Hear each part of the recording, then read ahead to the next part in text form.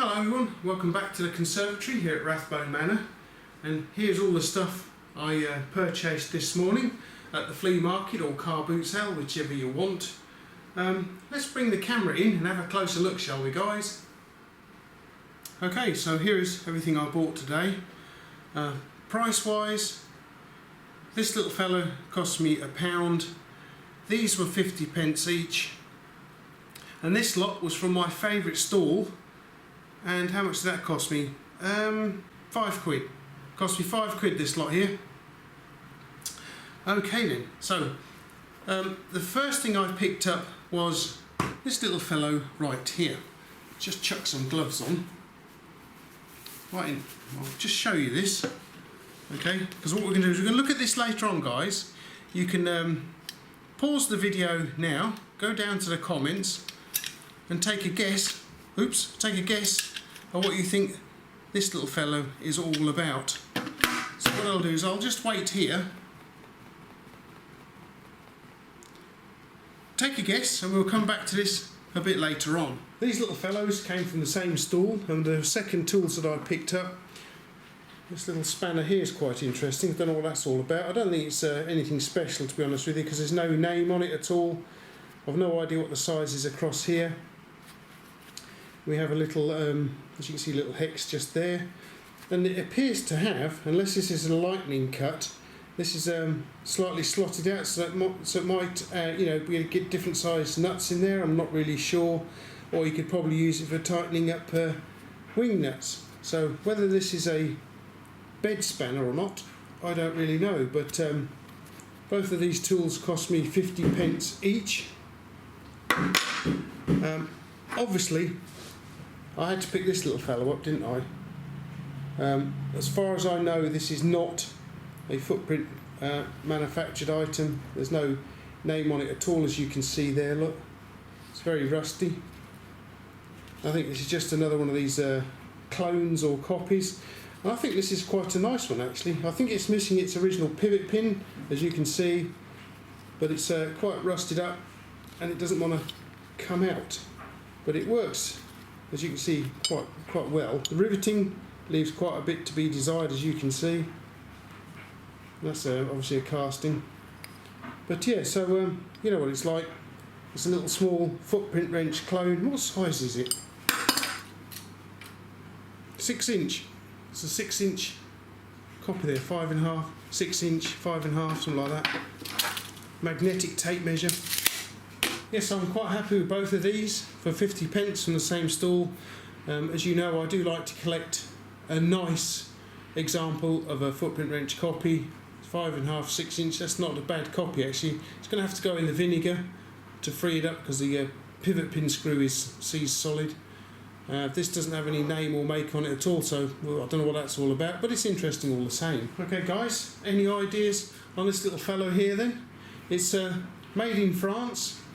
I can't quite make out, I think it's like Manette or something on there, Manet or something like that, just there. But yeah, comments, leave your guess in the comments down below. All of this little lot here came from my favourite vintage tool stall. £5 for the lot actually, so that was quite reasonable. I quite like that. I'll tell you what we'll do, we'll start with a little spanner, shall we? Okay, so this is a little tiny metric spanner. It's 8 and 10mm in theory, because as you can see it's got some, I don't know which way up this is supposed to be, but it looks like it's got some Chinese on there to me, on both sides. So it's not too badly finished. I'd imagine it probably says on here drop forged somewhere along the line. I would have thought it's fairly hefty. I think it's chrome plated as well. Whether these are actually 10mm, don't know, 8mm, don't know, it should in theory be, but it's not a bad looking spanner really, I quite like that. So I thought I'd pick that up for a bit of fun. He actually had 2 of these in the box, so I thought I'd have one of them, because they're both 10 and 8mm, so I thought yeah, that'll do. And here we have another vintage saw set. This one's quite old, I think. It's covered in rust and grime. It'll have to go into the ultrasonic cleaning tank at work. But as you can see, it's got an adjustable stop on there. by turning this little thumb screw here, which is a bit stiff. You can set the amount of depth the blade comes in. It's sprung loaded, as you can see. I'm pretty sure this is meant to bend the tooth over, and you set this bit for the blade. Not quite sure exactly how it works, but okay, well, this will be fun to try and demonstrate. But you can see the teeth there and how they're offset. Hopefully you can see that. Yep. This thing here, obviously, oh blimey, hang on, there we go, get it the right way up, that helps. You can see you get hold of the tooth like so, and just give it a tweak over where you want it, and you can see the backstop there, so you can set the backstop so the blade doesn't come in too far, and then you simply push down, and it should, in theory, I'd imagine, possibly.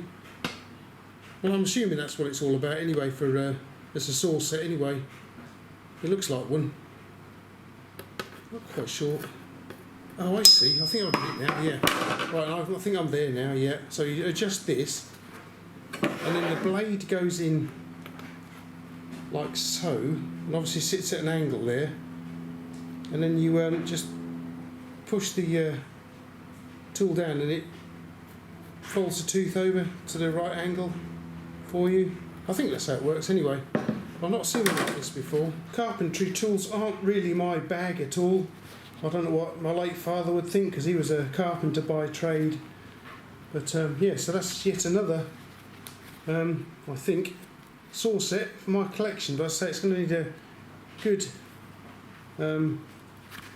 degreasing and cleaning up. Put it in vinegar. It should come out quite nicely, I would imagine. It's not in bad condition apart from the dirt and filth all over it.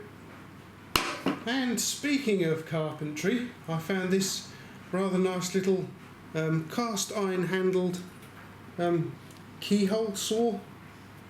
I think this is fairly well seized up as well. Yep. God, blimey, that's definitely nicely seized up, nicely rusted in. But as you can see, it's got quite a nice cast iron handle there. It's got the blade in it, which is a tad bent. But that's quite nice, so I'll have to get that into the ultrasonic cleaner and then a vinegar bath. See how that comes out. Should come out quite nicely, shouldn't it? It's quite nice, that. I like that. And I also found this interesting little hammer here. I've no idea what it's all about. You've got the the claw there for extracting nails, but look at the other end. The other end is split. So I'm not sure what that's all about, really. I would imagine it's probably, possibly, maybe for holding little pins, possibly. But the one thing I do know about it, it rings. Nice. So if any of you guys out there know exactly what this little fellow was used for, please let this ignoramus know down in the comments below. But it's quite a nice little hammer. Oh. Yeah, it rings still. It was owned by Chris, by the looks of it. So it was Chris's hammer originally. But yeah, I have no idea what that's all about. It's just quite interesting. Alright then, guys. Have you had your guesses down in the comments as to what you think this little fellow here might be? Well, as I say, it's got a name on it just here, which is not Manet as I thought. It's actually Arquette, I don't know. And then on the other side, made in France. Okay, well, I did actually buy one of these similar, slightly smaller, back in probably, I don't know, 79, 80, something like that there. And what it is a film splicer.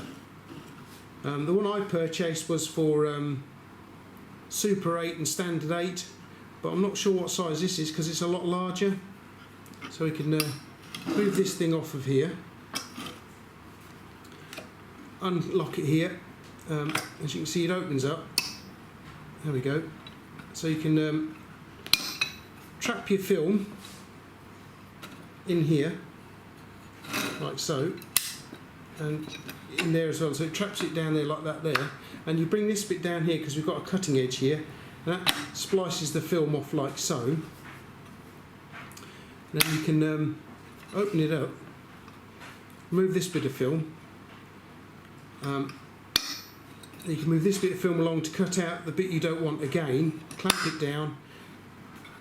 Of course, if you want to cut it off, you're going to have to bring this part up. I forgot, but I haven't used one of these for such a long time.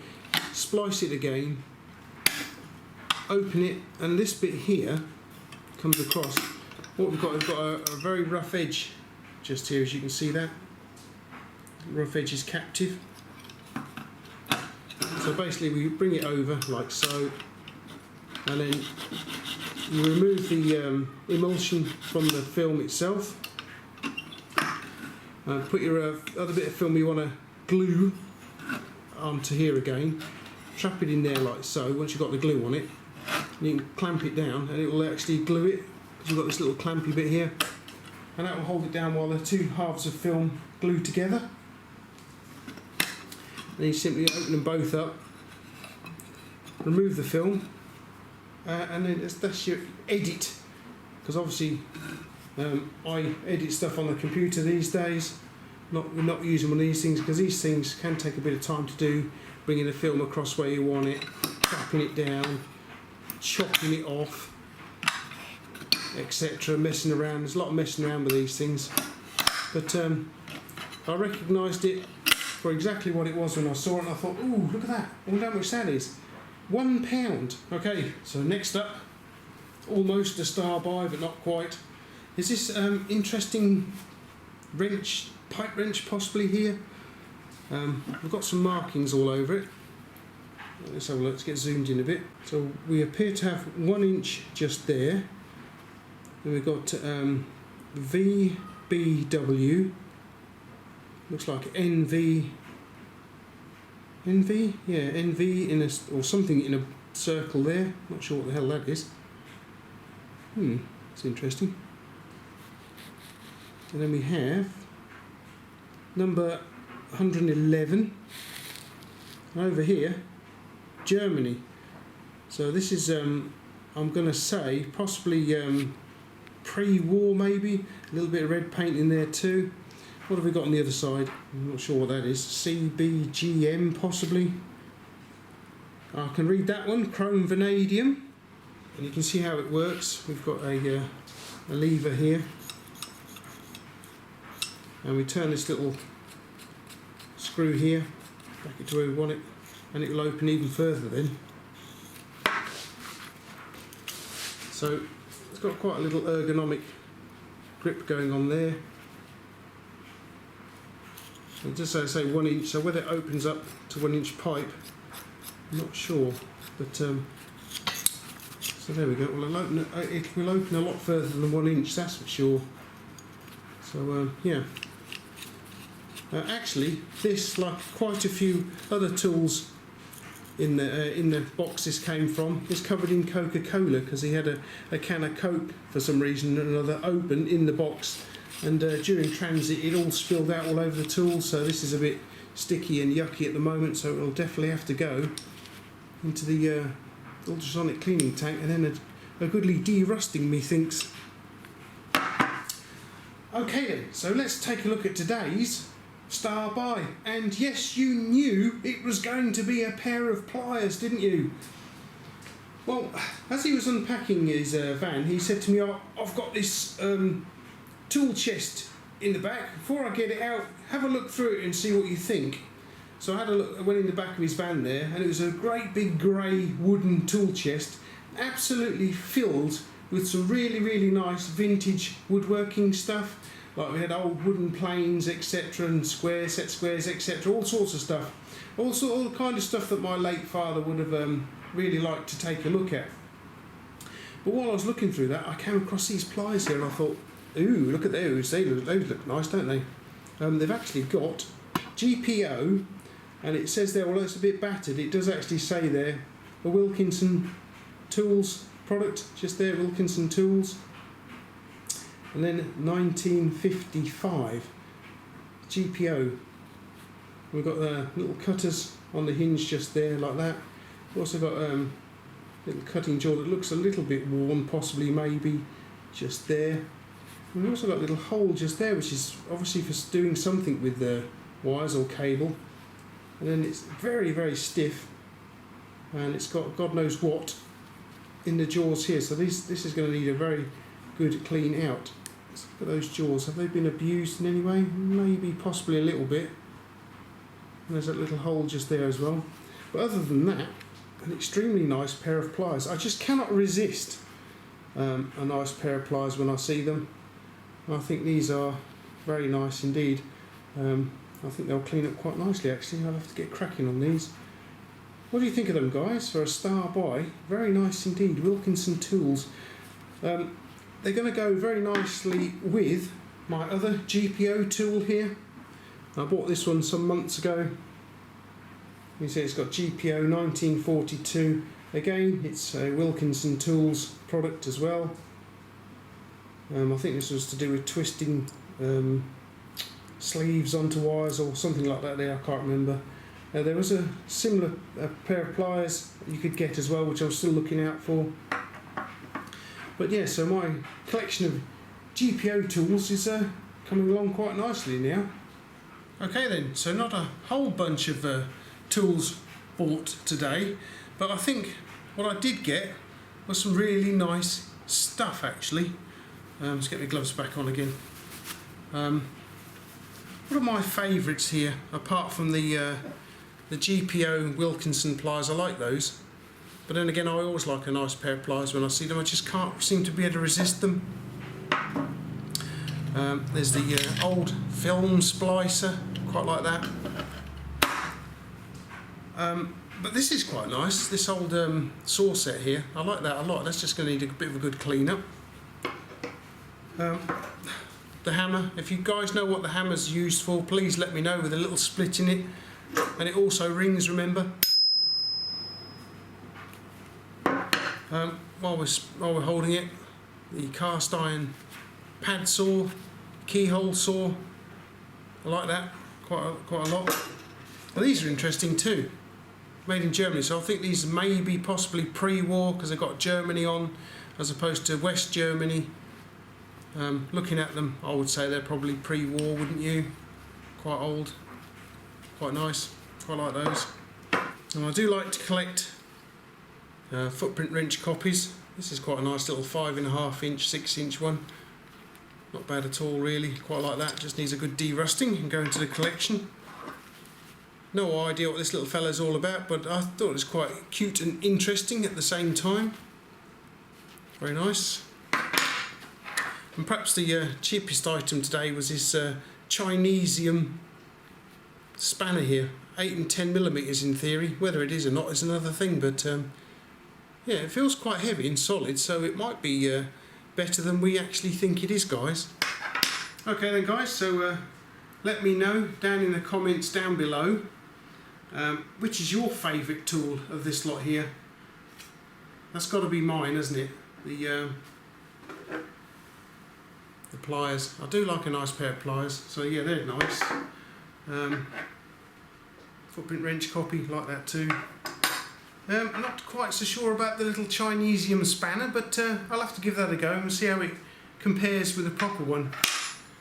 But yeah, nice saw set. I believe this is a saw set anyway, I'm pretty sure it is. Some kind of vintage saw set. There's no name on it at all, but it's quite a nice one. And of course the pipe wrench is interesting too. So let me know down in the comments which is your favourite. Thanks for popping over once again, and I will be going, hopefully not next week but the following week, because I go every other week to the car boot sale. I'll see what I can get then. So yeah, okay guys, well thanks for popping over to the conservatory once again, and I'll see you another week. Thanks for watching.